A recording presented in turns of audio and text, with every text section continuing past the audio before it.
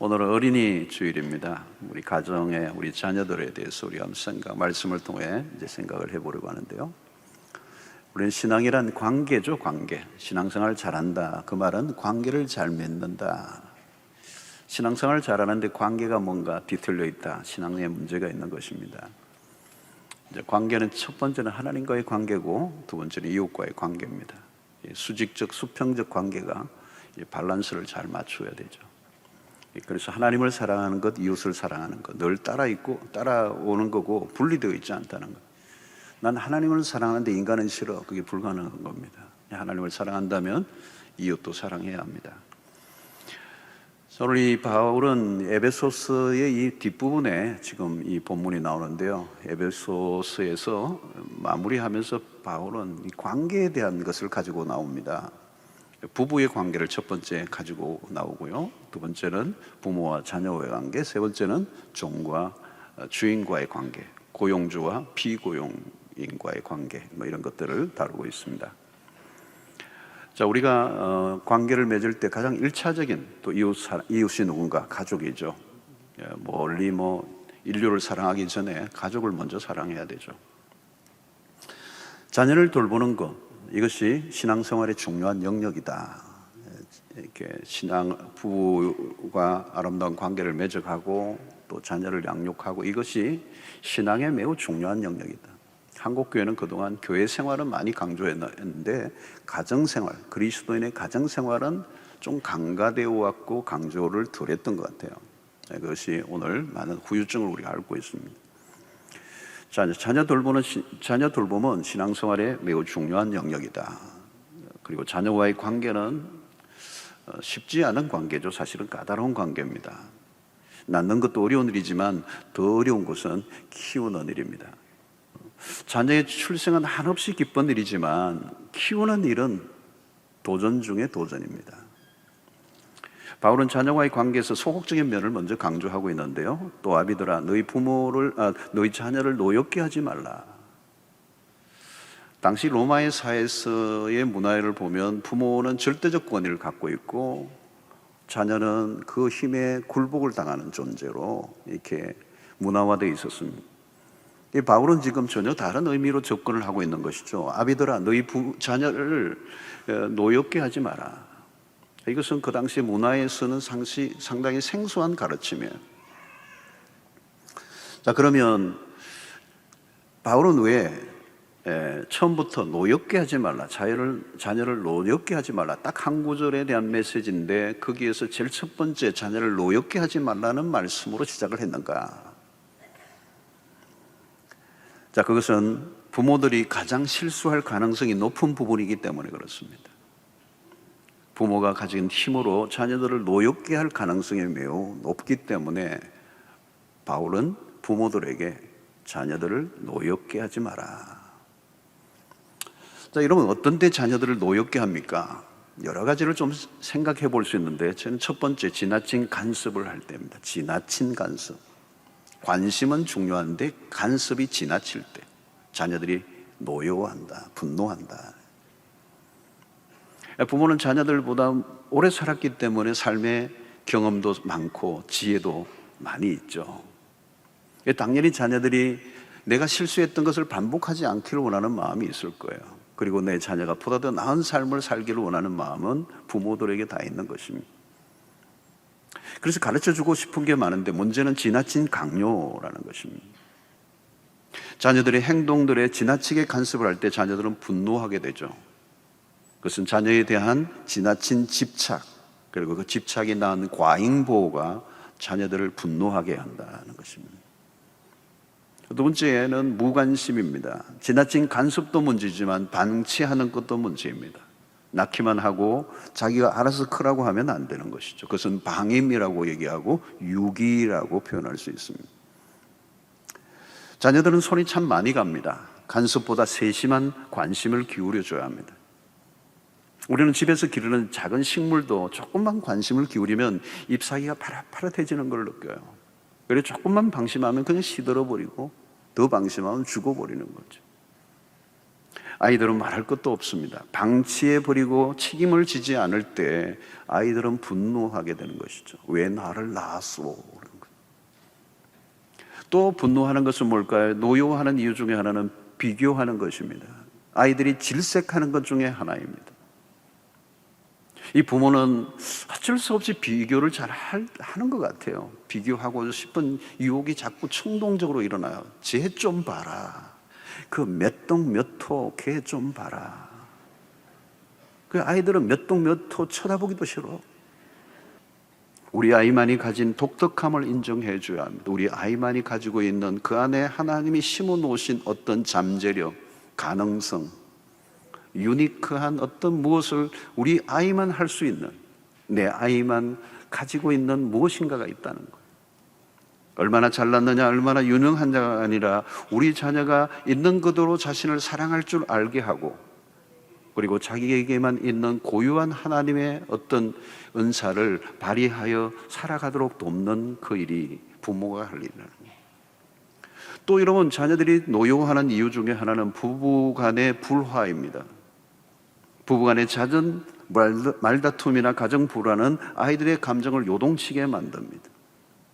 자녀들에게 줄 수 있는 최고의 선물이 있다면 그것은 좋은 부부의 관계입니다. 부부의 갈등은 자녀들의 마음을 상하게 합니다. 부부의 문제는 부부의 문제로 끝나지 않습니다.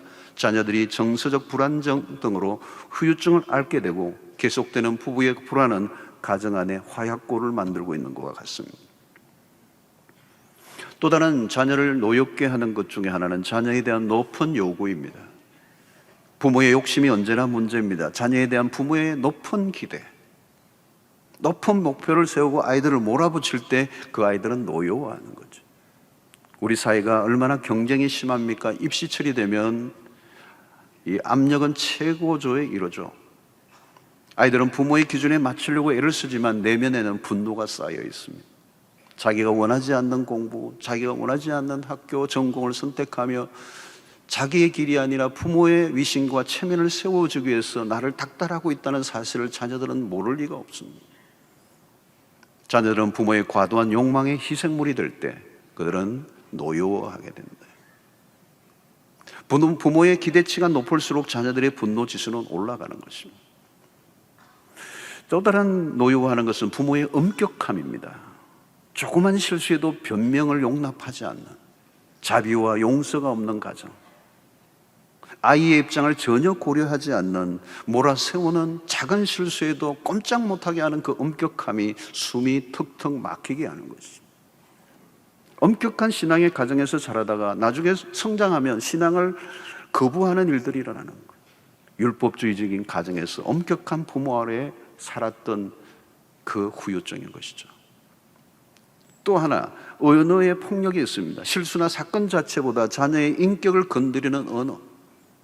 부모 말의 파워는 대단한 것입니다. 죽고 사는 것이 혀의 권세에 있습니다.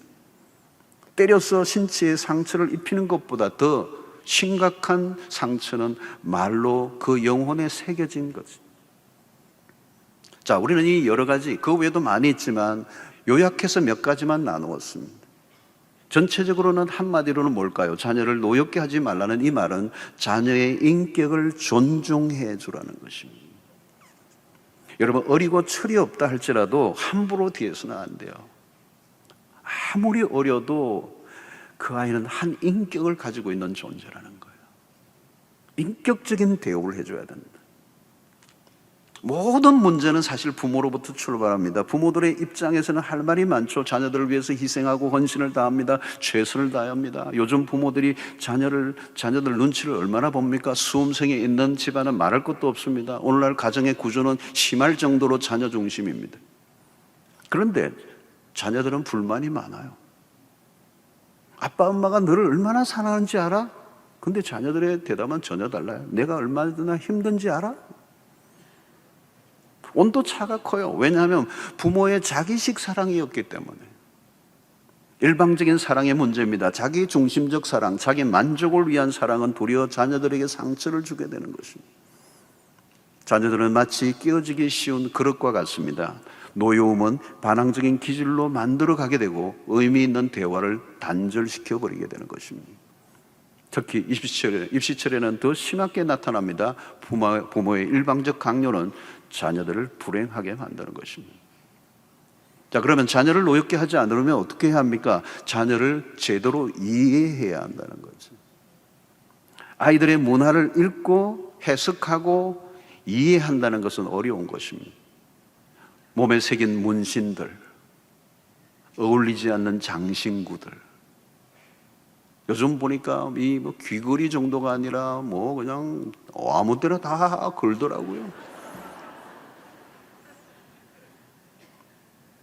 요즘은 초등학교 5학년만 돼도 여자아이들이 화장을 하기 시작하는 거예요. 엄마가 보기에는 유치찬란하게 하는 거예요. 노출이 심한 옷차림, 버릇없이 보이는 행동들, 받아들이기 힘든 경우가 많아요. 부모들이 보기에는 그렇습니다. 부모의 위신이나 체면을 전혀 고려하지 않고 주일날 교회를 나서는 아이의 모습을 볼 때 대략 난감. 이해하려면 별 수 없이 아이의 수준으로 내려가는 수밖에 없어요. 여러분, 언더스탠딩이라는 영어 단어가 그거잖아요. 그 아래로 내려가서는 거예요. 같은 위치도 아니고 위의 위치가 아니고 그 아래로 내려가야 돼요. 바로 이것이 예수 그리스도가 우리에게 보여주신 성육신, 인카네이션이에요. 하나님이신 분이 인간이 되시고 죄인과 같은 모양을 가지신 분, 인카네이션, 끊임없이 낮아지시고 인간과 같이 되셨던, 하늘 보좌 우편에서 영광스러운 모습으로 우리에게 덕도하라고, 내 수준으로 한번 올라와 보라고 노력하라고 얘기하시지 않고 그분이 직접 세상에 내려오시고 인간의 몸을 입으신 거예요. 부모의 입장으로 끌어올리려고 하는 것이 아니라 자녀의 입장으로 내려가는 일은 참 어려운 일입니다. 너는 왜 내 말을 못 알아듣냐가 아니라 아이들의 언어를 이해하려고 노력해야 하는 거예요. 세대 간의 차이가 너무 커요. 형과 동생 사이도 문화적 차이가 있고 세대 갭이 있어요. 2살 차이인데 이제는 내 말을 못 알아들어 그러더라고요. 부모와의 거리는 말할 것도 없습니다. 소통이 쉽지 않습니다. 공감은 더 어려운 것입니다. 이때 부모에게 요구되는 것은 인내의 훈련이에요. 부모에게 주어진 과제입니다. 부모는 아이와의 전쟁에서 자신의 문제로 연결됩니다. 자녀를 양육해가는 과정 속에 부모에게 요구되는 것이 있습니다. 자녀 교육의 현장이 결국 부모 수업의 현장으로 바뀌게 됩니다. 아이들이 마음에 안 드는 행동을 할 때 부모는 시험대에 올라요. 분노를 폭발하는 것은 쉽습니다. 그러나 십자가의 길을 따르는 일은 어려운 것이죠. 십자가의 길을 따른다는 것은 선교지에만 필요한 게 아닙니다. 가정에서 우리 어린 아이들을, 자녀들을 양육하는 현장 속에 십자가가 필요한 것입니다. 여러분, 자녀를 노엽게 하지 말라는 것은 징계하지 말라는 말은 아니에요. 마음대로 하도록 내버려 두라는 말이 아니에요. 그냥 방임을 하면 자기 멋대로 행동하게 되죠. 나중에는 통제가 안 되게 됩니다. 많은 부모들이 아이들을 기죽이지 않으려고 애를 씁니다. 대단한 관용을 베풉니다. 그런데 조심해야 돼요. 자칫하면 방목이 될 수가 있습니다. 그래서 우리는 사랑과 징계는 함께 가야 돼요. 성경은 체벌을 지지하는 편입니다. 잠언서를 보면 자녀들에게 체벌을 권면해요. 잠언 13장 24절에 보니까 매를 아끼는 자는 그의 자식을 미워함이라. 자식을 사랑한다면 매를 대라는 것. 자식을 사랑하는 자는 건실히 징계하느니라. 잠언 23장 13절로 14절은 조금 더 구체적으로 얘기합니다. 아이를 훈계하지 아니하려고 하지 말라. 채찍으로 그를 때릴지라도 그가 죽지 아니하리라. 죽지 않을 만큼 때리라는 건가요? 내가 그를 채찍으로 때리면 그의 영혼을 수월에서 구원하리라. 흥미로운 표현들입니다. 아이들이 길을 살려주는 것과 버릇없이 커가는 것은 구분이 되어야 한다는 겁니다. 3살 이전에 때리면 나중에는 체벌할 일이 적어진다는 겁니다. 여러분, 이미 사춘기가 되면 체벌을 할 수가 없어요. 그는 역작용이 일어날 가능성이 많아요. 3살 버릇이 8까지 간다는 말은 권위 있는 교육학자들이 인정하는 설득력 있는 이론으로 알려져 있습니다. 체벌을 하더라도 매우 조심스러운 것은 부모의 감정 처리입니다. 하풀이하듯이 하면 역작용이 일어나죠. 괜히 바깥에서 받은 스트레스를 아이에게 풀러서는 안 되는 것이죠. 아빠의 기분에 따라 자녀들이 눈치를 보는 것은 좋지 않습니다. 징계를 하되 아버지는 힘의 절제를 해야 되고 엄마는 입의 절제를 해야 돼요. 성령의 도우심으로 절제된 감정으로 자녀를 훈계할 수 있어야 합니다. 부모의 미성숙한 인격을 드러낸 다음에는 모든 말이나 행동은 마이너스가 되고 맙니다. 자녀 교육의 어려움은 부모들 자신이 죄성을 가진 연약한 인간이라는 점 뿐만 아니라 아이들 역시 끊임없이 불순종하고 반항하고 거부하려는 죄성 아래 있다는 사실, 이 죄성을 가진 엄마와 아빠 그리고 죄성을 가지고 있는 아이와의 이 관계 속에 서로 상처를 주고받을 가능성이 가정 안에서 너무도 많은 것입니다. 어설픈 자녀 교육은 아이들의 영혼을 더욱더 망칠 수가 있습니다. 자녀들은 곧 부모의 품을 떠납니다. 생각보다 자녀들은 빨리 떠납니다. 그래서 어떤 이는 자녀들은 내 집에서 잠시 머물다가 떠나는 귀한 손님이라고 얘기했습니다. 있을 때 사랑으로 잘 양육하고 훈련을 받게 해 줘야 합니다. 하나님이 우리에게 위탁해 주신 귀한 주의 자녀들이기 때문에 매 순간 하나님의 자비와 긍휼을 구하는 겸허함을 가지고 보살펴 주어야 하는 것입니다. 자녀를 노엽게 하지 말라. 이것은 소극적 의미입니다.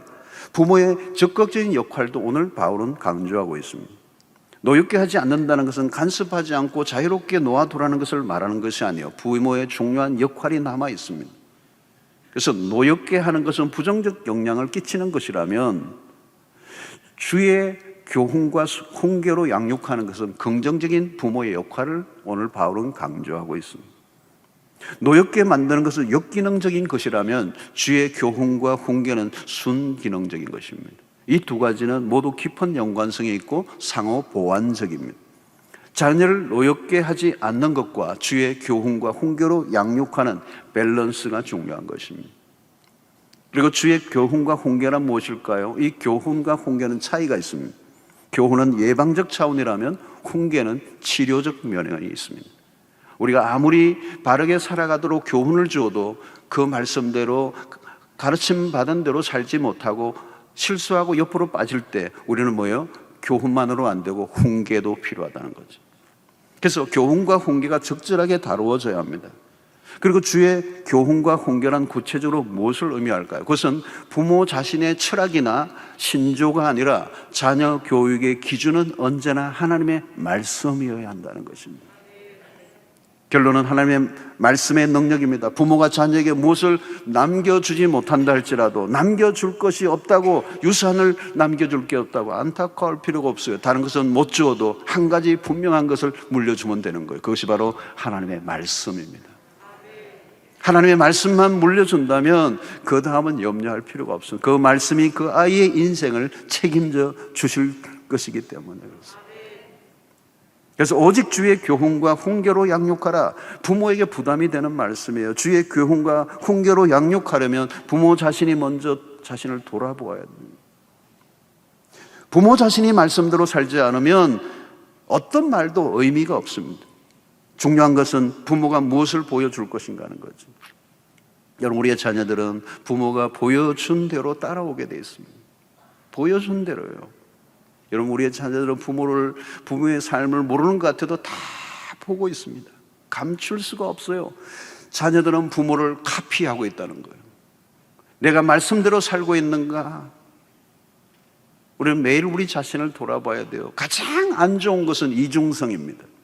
말과 행동이 다를 때, 부모에게서 신앙과 삶의 괴리를 느낄 때 자녀들은 혼란에 빠집니다. 여러분, 자녀들에게 가장 치명적인 그런 좋지 않은 교훈은 부모의 위선입니다. 만약에 부모가 위선을 보이기 시작하면 그 자녀는 더 이상 그 부모를 따르지 않아요. 오직 주의 교훈과 훈계로 양육하라. 여러분, 이 명령을 누구에게 주었습니까? 아비더라 그랬어요. 1차적인 책임은 아버지들에게 있다는 거예요. 구약의 아버지는 일종의 제사장 역할을 했습니다. 그러나 여기에서 아비란 전체적으로 보면 부모를 얘기하죠. 자녀에 대한 신앙의 교육의 책임은 누가 져야 하는가? 교회의 주일학교가 아닙니다. 교회가 최선을 다해야 하지만 교회가 자녀들의 신앙 전체를 책임질 수는 없어요. 교회에서 지내는 시간은 고작 1시간 정도밖에 되지 않습니다. 자녀 교육에 대한, 이 자녀에 대한 신앙 교육의 1차적인 책임은 부모가 져야 합니다.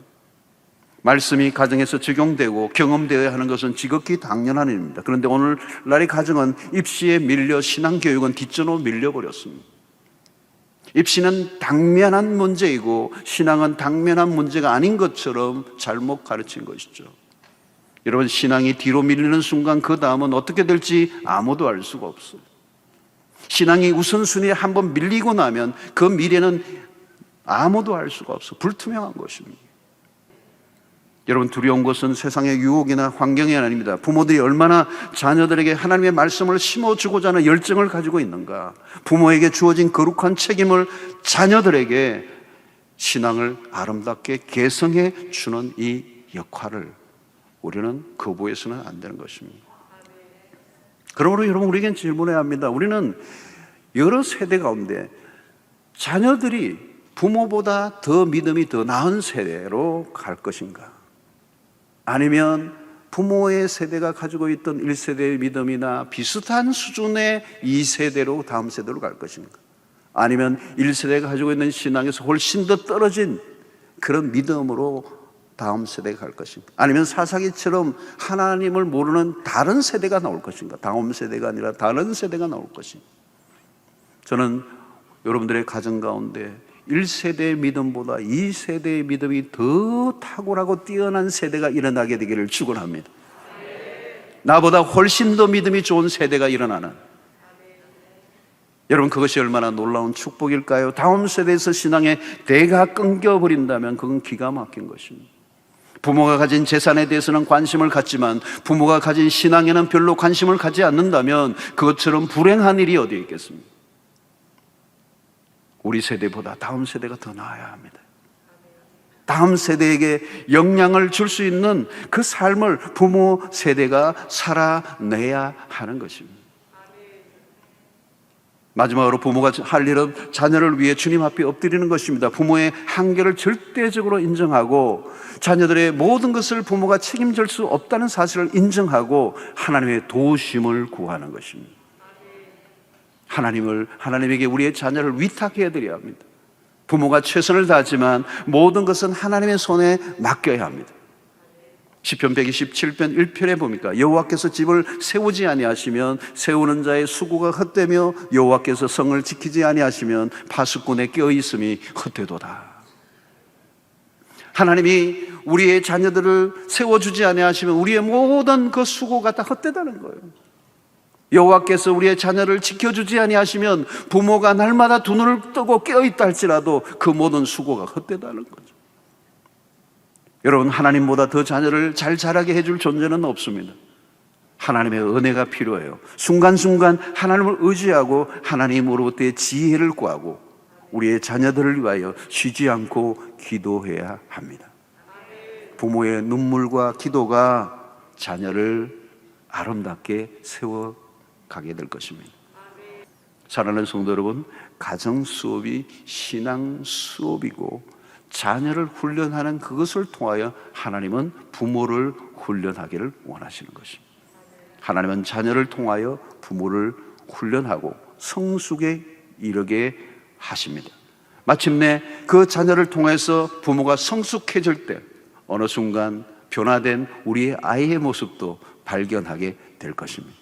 먼저 부모의 성숙, 그 다음에 아이들의 변화가 이어지는 이 놀라운 디자인을 우리는 이해할 때 오늘 우리에게 주어진 이 자녀로 인하여 아픔도 겪기도 하고 때로는 힘든 시간들을 보내기도 하지만 그것을 통하여 나를 다듬어 가시는 하나님의 경륜을 깨닫고 그리고 내가 그리스도의 온전한 사람으로 빚어져 가는 자신을 발견하게 되고 또 우리의 가정을 더욱더 이 세상의 가운데서 세파에 휘둘리지 않고 하나님의 말씀 속에 온전히 세워져 가도록 한 가정의 부모를 먼저 세우기를 원하신다는 이 하나님의 뜻을 깨닫는 은혜가 여러분들에 있게 되기를 축원합니다. 가정을 통하여 하나님은 당신의 구원을 이루어 가시고 당신의 백성들을 빚어 가신다는 이 사실을 믿으시고 가정 안에서 승리하시는 여러분들 되시기를 주의 이름으로 축원합니다.